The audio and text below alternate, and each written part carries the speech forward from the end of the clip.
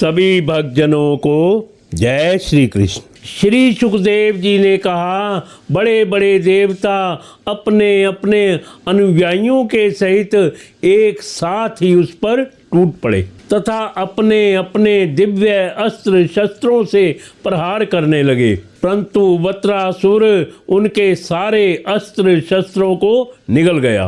अब तो देवताओं के आश्चर्य की सीमा ना रही, उनका प्रभाव जाता रहा। वे सब के सब दीनहीन और उदास हो गए तथा एकाग्रचित्त से अपने हृदय में विराजमान आदि पुरुष श्री नारायण की शरण में गए। देवताओं ने भगवान से प्रार्थना की, वायु, आकाश, अग्नि, जल और पृथ्वी, ये पांचों भूत, इनसे बने हुए तीनों लोक, उनके अधिपति ब्रह्मा आदि तथा हम सब देवता जिस काल से डरकर उसे पूजा सामग्री की भेंट दिया करते हैं, वही काल भगवान से भयभीत रहता है। इसलिए अब भगवान ही हमारे रक्षक हैं। प्रभु, आपके लिए कोई नई बात न होने के कारण कुछ भी देखकर आप विस्मित नहीं होते।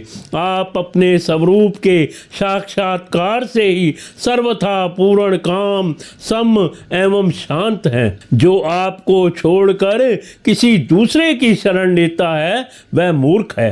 वह मानो कुत्ते की पूंछ पकड़कर समुद्र पार करना चाहता है। वैवस्वतो मनु पिछले कल्प के अंत में जिनके विशाल सींग में पृथ्वी रूप नौका को बांधकर अनायासी प्रलयकालीन संकट से बच गए, वे ही मत्स्य भगवान हम शरणागतों को वत्रासुर के द्वारा उपस्थित किए हुए दुस्तर भय से अवश्य बचाएंगे। प्राचीन काल में प्रचंड पवन के थपेड़ों से उठी हुई उताल तरंगों की गर्जना के कारण ब्रह्मा जी भगवान के नाभि कमल से अत्यंत भयानक प्रलयकालीन जल में गिर पड़े थे।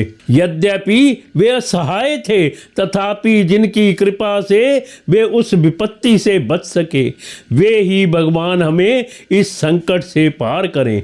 उन्हीं प्रभु ने अद्वितीय होने पर भी अपनी माया से हमारी रचना की और उन्हीं के अनुग्रह से हम लोग सृष्टि कार्य का संचालन करते हैं।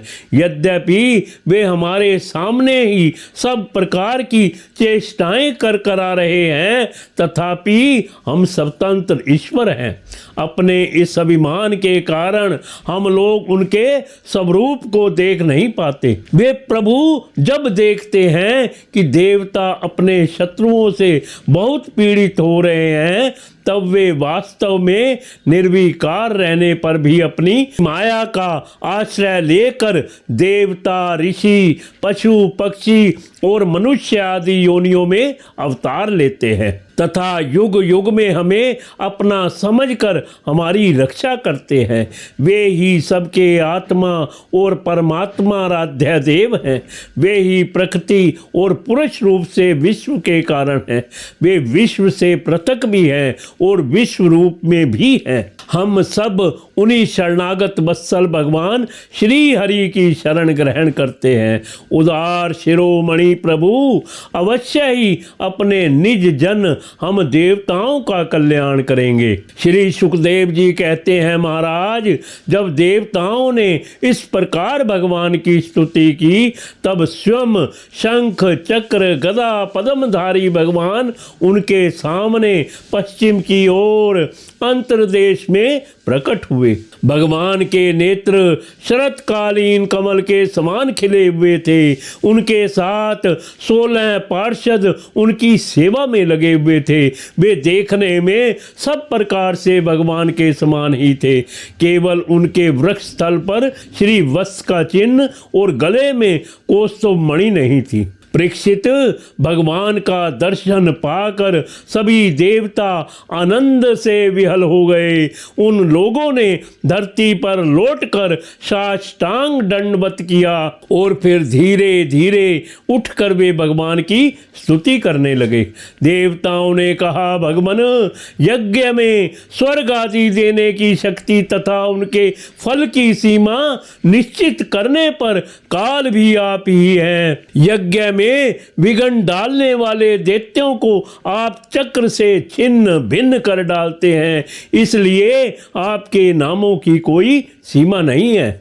हम आपको बार बार नमस्कार करते हैं। विधाता, सत्व, रज, तम, इन 3 गुणों के अनुसार जो उत्तम, मध्यम और निकृष्ट गतियां प्राप्त होती हैं, उनके नियामक आप ही हैं। आपके परम पद का वास्तविक स्वरूप इस कार्य रूप जगत का कोई आधुनिक प्राणी नहीं जान सकता।